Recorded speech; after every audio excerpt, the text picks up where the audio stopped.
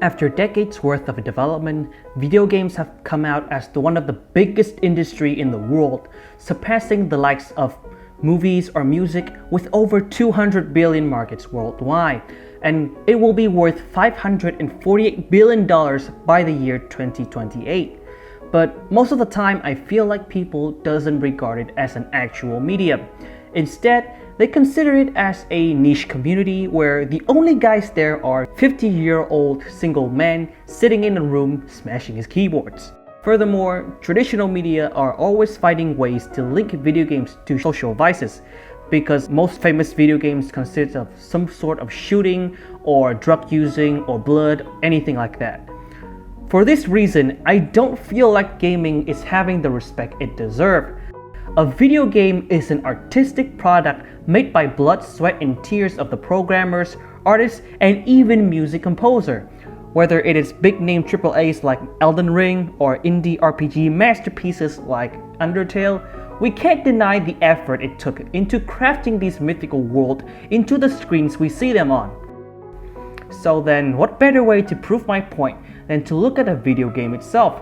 This game, although not perfect, is still one of the best experiences I ever had that captured the very essence of what it takes to make a video game.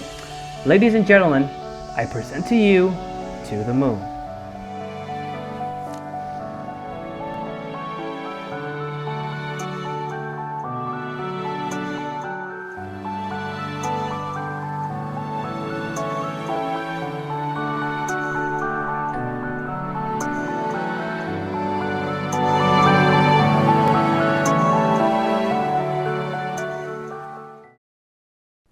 In this game, you play as two doctors from a company called Sigmund Corp, who specialized in memory-altering technology to grant people wish that couldn't be achieved in real life.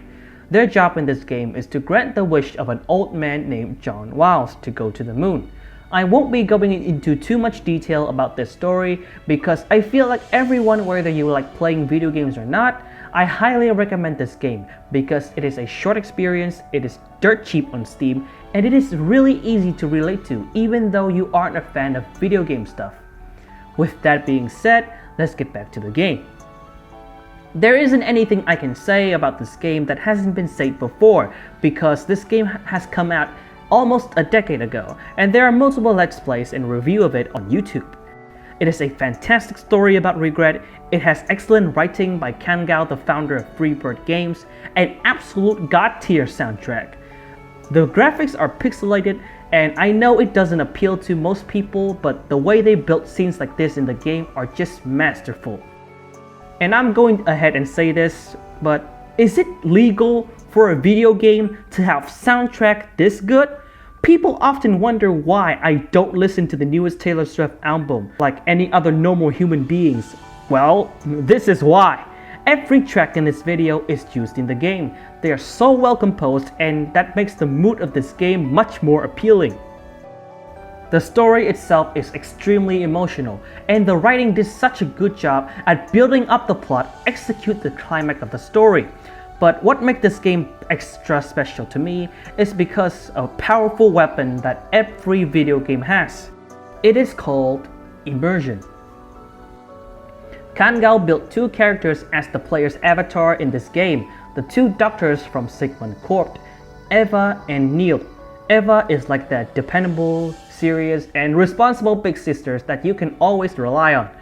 While Neil is that one guy who is extremely smart but always tries to be super sarcastic even though he seems carefree, he put a lot of efforts in what he does. With those almost conflicting personalities, the game managed to establish incredible chemistry between these two that make our experience much more memorable. Even with such flamboyant characters, we don't feel ourselves being left out of this story. That's where the power of immersion comes in. We no longer feel like we are looking it from an outside view. We are Neil and Eva. By giving us control of these characters, the game helps us feel like a part of a story by experiencing it through someone else's lens, but at the same time making it our own. This also strengthens our bonds with the characters in this game as well as the story itself, making when we finally fulfill John's wish to go to the moon more impactful. As I've said before, this game is about regrets. Even though we felt like we have just changed John Wilde's life for the better, the fact that we only changed it in their heads is very heartbreaking. Sigmund Corp can't alter reality. John's regret, loss, and trauma remain after he died. We just played a part in making his death less painful. With these lingering bits of regrets left inserted into the player's mind, it can bring about different feelings depending on players. For me, the game made me look back at my life at some of the decisions that I made to question whether that I've made the right call. It also reminded me that no matter how hard I try, I can never alter the past, just like what Neil and Eva weren't able to do. What I can do now is just try to be contented with the things that I have, and the people are still here with me.